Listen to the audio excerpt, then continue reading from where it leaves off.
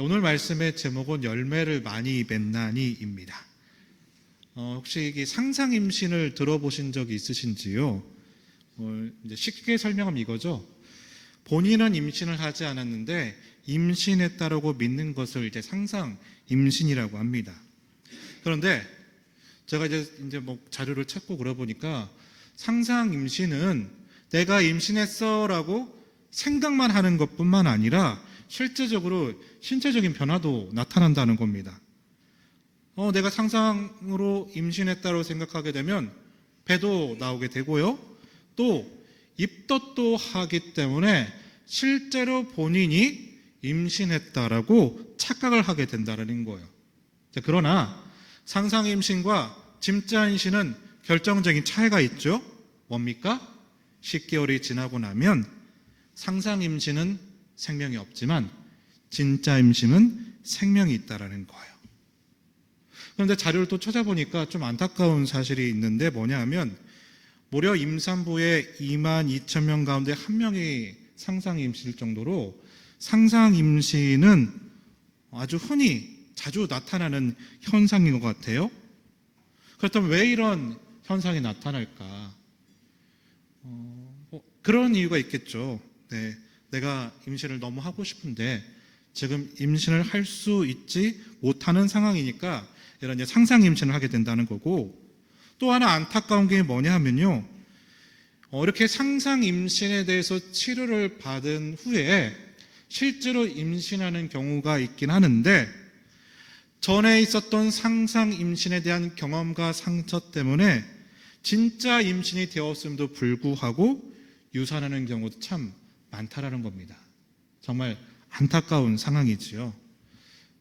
그래서 우리 삶에 이 생명, 열매는 과연 무엇일까? 요한복음 15장 말씀은 우리에게 그 점을 알려주고 있는 것 같아요. 우리가 대부분의 분들이 요한복음 15장의 말씀을 보면 먼저 떠오르는 게 있어요. 뭘까요? 이 열매를 떠올립니다. 그래서 이 요한복음 15장의 말씀을 보면 대부분이 내가 어떻게 하면 열매를 맺을 수 있을까라는 것들을 떠오르게 되는데, 그런데 이 본문에서 진짜 집중해야 되는 것은 열매가 아니에요. 더 집중해야 될 것이 있는데 그것은 무엇이냐? 우리 한번 외쳐보겠습니다. 가지. 가지에 대해서 집중할 수 있어야 된다는 거예요. 그래서 5절을 보면 이렇게 기록을 합니다. 우리 5절의 말씀을 우리 같이 한번 읽어보도록 하겠습니다. 5절입니다. 준비 시작.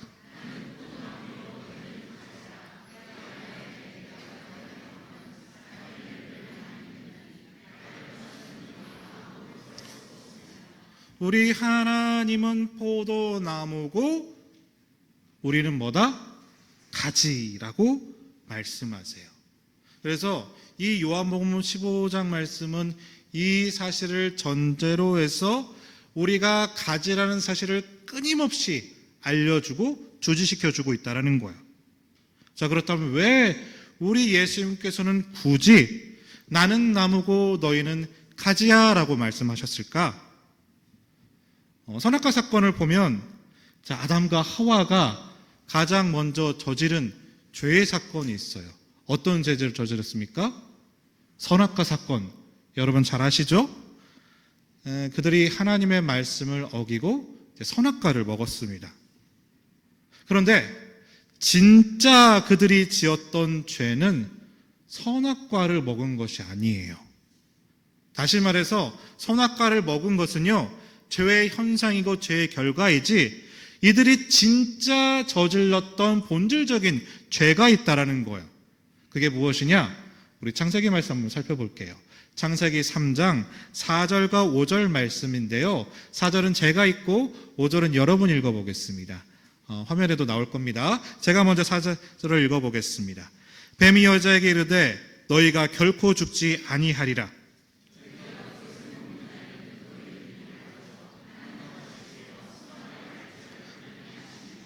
자, 그러니까 아담과 하와가 선악과를 먹었던 본질적인 이유는 뭐예요? 내가 무엇이 되고 싶어서? 하나님이 되고 싶겠다는 거예요. 내가 하나님이 되겠다라는 겁니다. 그러니까 아담과 하와가 지었던 본질적인 죄는 뭐냐 하면 하나님의 말씀을 어기고 선악과를 먹은 게 아니라 진짜 죄는 무엇이다? 내가 하나님이 되겠다는 거예요.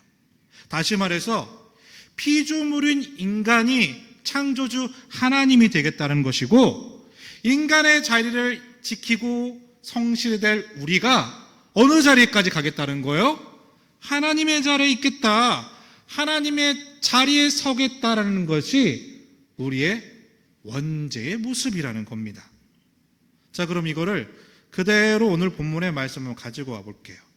자, 오늘 본문의 말씀은 구원에 대한 정말 중요한 말씀입니다.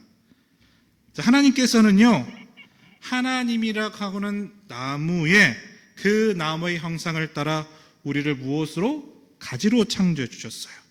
그리고 우리가 하나님이라는 나무에 붙어있는 가지라는 것을 증명하기 위해서 우리에게 무엇을 허락하신다? 열매를 허락하신다는 거예요. 그러니까 열매라는 것은요, 내가 죽은 가지가 아니라 하나님께 붙어있는 가지라는 것을 증거가 되는 증거품이 된다는 거예요. 그런데 우리라는 가지가 잎사귀가 많아지고 열매가 많아지다 보니까 어떤 생각을 하느냐? 이젠 난 나무야, 나무가 될 수 있을 것 같아 라는 생각을 하면서 하나님이시라는 나무에서 떨어져 나간 거예요. 자, 이렇게 떨어져 나가면 열매를 맺을 수 있을까요? 없을까요? 맺을 수가 없어요. 살 수 있을까요? 없을까요? 살 수가 없죠. 나무에서 떨어져 나간 그 순간부터 이 가지는요, 점점 죽어가는 존재로 바뀌게 된다는 거예요. 그게 지금 누구라고 알려주시는 거예요? 바로 우리 인간이라는 겁니다. 왜 인간이 죽어가느냐? 영원한 생명이신, 영원한 생명을 공급해 주시는 하나님으로부터 우리가 어떻게 되었기 때문에? 떨어져 나갔기 때문에. 내가 나무가 되려고 했기 때문에. 난 가지인데 나무가 되려고 떨어져 나갔기 때문에 그 순간 우리는 열매를 맺을 수도 없고 점점 죽어가는 존재가 된다는 겁니다. 그러면 우리가 열매를 맺고 죽음에서 다시 생명으로 전환하기 위해서는 딱 한 가지 방법뿐이 없는 거죠. 그것이 뭡니까? 이 가지를 땅에 심어도 되지 않아요. 물이 있는 컵에 꽂아두어도 얼마 가지 못한다는 겁니다. 이 가지가 사는 유일한 방법은 무엇이냐? 다시 떨어져 나왔던 하나님이라는 나무에 연결되는 거예요. 그래야 살 수 있고 열매도 맺을 수 있다는 겁니다. 그래서 오늘 본문에서 나누고 싶은 첫 번째는 뭐냐? 우리의 삶은 그렇기 때문에 열매 맺음보다 내가 무엇이라는 것을 자각해야 된다? 가지라는 사실에 자각하고 집중할 수 있어야 된다는 겁니다. 여러분 기억하세요? 우리는요, 하나님이 되겠다라고 그 나무에서 떨어져 나간 자들입니다. 그런데 그런 우리를 구하시려고 누가? 예수 그리스도께서 스스로 십자가라는 상처를 내셔서 우리를 다시 붙들어 주시는 거예요. 그 십자가의 상처의 자리에 내가 접붙임을 다시 하나님이라는 것에 접붙임을 받게 되었을 때 우리는 비로소 영원한 생명과 열매의 구원에 이르게 된다는 겁니다. 자, 그러기 위해서는 전제되는 고백이 하나 있는 거죠. 나는 무엇이 아니다? 나무가 아니다. 나는 나무에 붙어있는 무엇이다? 가지이다. 더불어 또 기억할 것, 우리는요, 열매를 위해서 사는 사람이 아니라 가지가 되었기 때문에 열매를 맺는 사람이라는 것. 여러분 이 점을 꼭 기억하시길 바랍니다. 자, 그러면 이제 여기에 따른 질문이 또 하나 생길 거예요. 그러면 왜 요한복음 15장에서는 왜 계속해서 우리에게 열매에 대해서 설명을 하실까? 두 번째로는 그 이유에 대해서 한번 살펴보도록 할 텐데요. 오늘 본문의 8절은 이렇게 고백하고 있습니다. 우리 8절의 말씀을 같이 한번 읽어보겠습니다. 8절입니다. 준비 시작.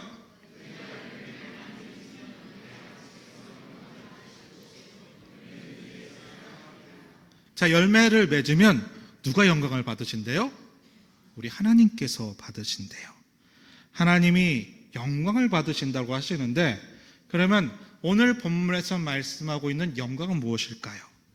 이 영광은요, 우리 하나님이 하나님 되심과 그 하나님의 뜻이 성취되는 것을 오늘 본문에서 영광이라고 말씀하고 있다는 거예요. 다시 얘기해 보면 말씀에서 나타나는 영광은 무엇이냐? 하나님이 하나님 되심과 하나님 뜻이 어떻게 된다는 거예요? 성취되는 것. 이게 영광이라는 거예요. 그 영광을 위해서 하나님은 우리에게 계속 무엇을 말씀하시느냐? 열매에 대해서 말씀하시는 거예요. 열매를 많이 맺으라고 말씀하시는 거예요. 자, 그러면 그 열매 맺음은 우리의 삶에 무엇을 가리키고 있을까? 여러분, 이것을 조금 쉽게 설명하기 위해서 아브라함이 이삭을 바쳤던 이야기를 좀 해드릴까 합니다. 자, 창세기 22장 먼저 11절과 12절 말씀 읽으면서 살펴볼 텐데요. 11절은 제가 읽고 12절은 여러분이 읽어보겠습니다. 제가 먼저 11절을 읽어보겠습니다.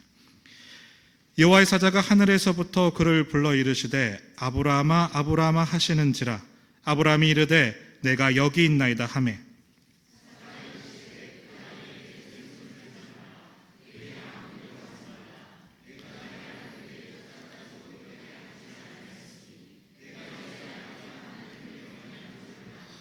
여러분, 이 말씀의 사건을 잘 아시죠? 그런데 끝절의 말씀 끝부분을 보시면 하나님께서 자, 이삭 100살에 낳은 내 독자를 하나님께 바치려고 할 때 하나님이 뭐라고 말씀하세요?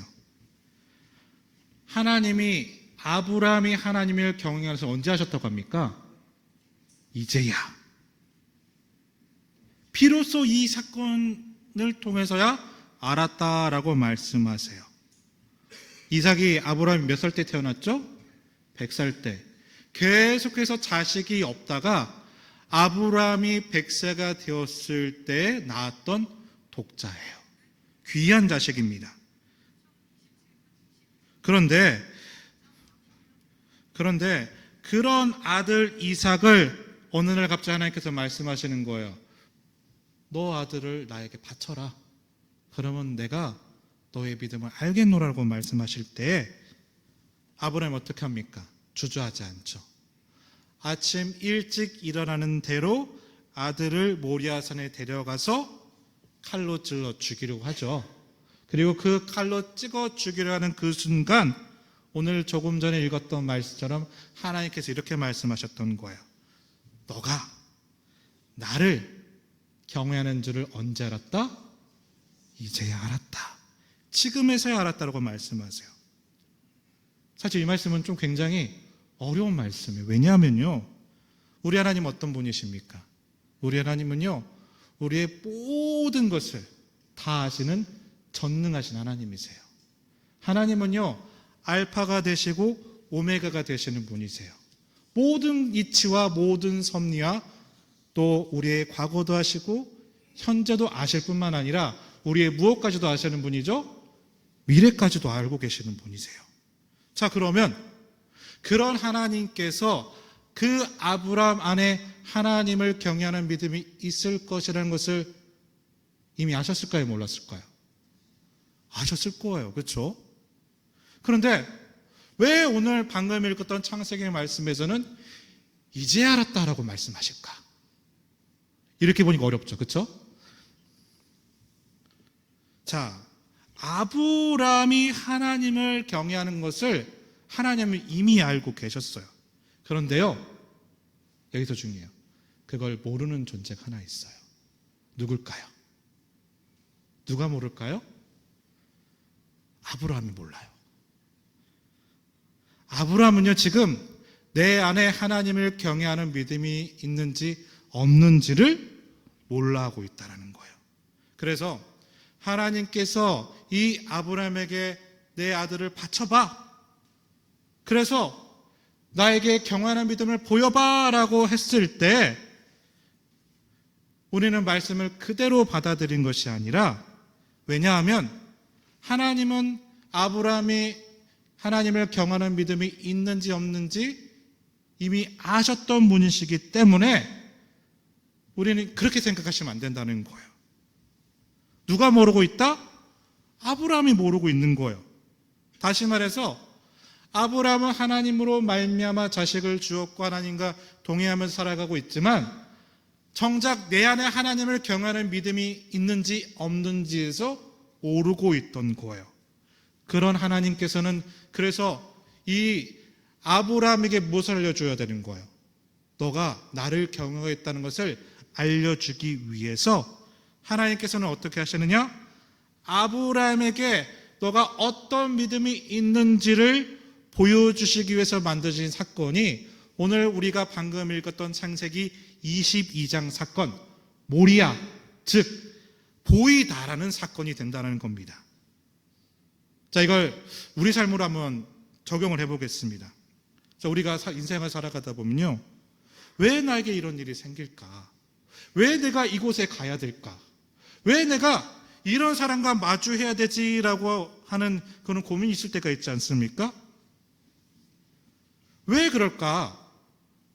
왜냐하면 하나님께서는요, 내가 그것을 이겨낼 수 있는, 내가 그 사람을 함께 할 수 있는, 내가 그곳에서도 너끈히 감당할 수 있는 그 믿음이 있다는 것을 무엇하시길 그렇게 하시는 거예요? 확인시키시기 위해서, 보여주시기 위해서 한다는 거예요. 다시 말해서 나는요, 그 문제를 풀 수 있다라고 확신을 못해요. 그 사람과 함께 할 수 있을 거라는 그 사실에 대해서 의심합니다. 내가 그것에 대해서 무언가 감당할 수 있을 거에 대한 확신이 없는 거예요. 그런데 그렇게 여전히 의심하고 있는 나를 통해서 하나님은 그곳을 가게 계시고 그 일을 하게 하시고 그 사람을 만나게 하심을 통해서 너는 그 사람을 이겨낼 수 있는 믿음이 있다. 너는 그 상황을 풀어낼 수 있는 믿음이 있다. 너는 그 가운데서도 그곳에서도 승리할 수 있는 믿음이 있음을 지금 누구에게 알려주시기 위해서? 하나님이 아니라 내 자신에게 보여주기 위한 사건이라는 겁니다. 조금 어렵나요? 자, 그러면 이거를 말씀으로 한번 적용을 해볼게요. 자, 그렇다면 왜 하나님께서는 열매를 맺으라고 하실까? 열매를 안 맺으면 잘라내려고? 열매를 안 맺으면 불태워버리려고? 이게 아닌 거죠. 오늘 본문의 요한복음 15장의 말씀을 보면 이런 뉘앙스가 느껴질 거예요. 그럼에도 불구하고 나는 너를 끝까지 포기하지 않을 거야. 그럼에도 불구하고 나는 끝까지 너를 내 안에 둘 거야. 내가 너에게 언젠가는 끝까지 영원한 생명을 주게 할 거야라는, 여러분 그 의지가 요한복음 15장에서 혹시 느껴지시는가요? 그러니까 열매 맺음은 내가 누구임을 보여주시거나 하나님의 증거다. 내가 하나님께 붙어있는 가짐을 보여주기 위한, 모리아, 보이다라는 뜻이거든요. 보여주기 위한 하나님께서 보여주시는, 우리에게 믿음을 확신시켜주는 사건이 된다는 겁니다. 왜? 나는 늘 의심하니까. 나는 늘 못한다고 생각하니까. 나는 하나님의 형상임에도 나는 하나님의 형상이 아니라고 늘 의심하고 걱정하고 염려하기 때문에 하나님은 계속해서 우리 삶 가운데 열매를 보여주심을 통해 그것을 확인하게 하신다는 거예요. 그럼 예를 들어 이런 거죠. 태양아 봐봐. 너 할 수 있어. 왜 의심하니? 아니야. 그렇게 의심이 된다라면, 그렇게 염려가 된다라면 나를 통해 있는 열매를 봐라.